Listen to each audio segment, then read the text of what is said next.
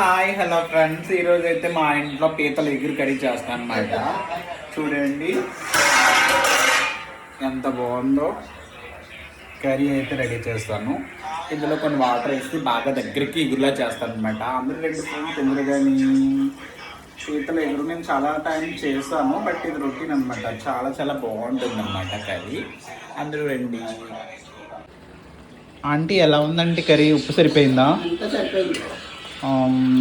నేను చేసిన కర్రీ ఎలా ఉంది చెప్పండి. ఓకే, చూసారా కదా ఫ్రెండ్, కర్రీ అయితే చాలా బాగా సెట్ అయింది. నా ఆంటీ గారు కూడా చెప్పారు కదా. ఫైనల్గా అయితే కొత్తిమీర గార్లిక్ చేసేస్తున్నాం. ఓకేనా?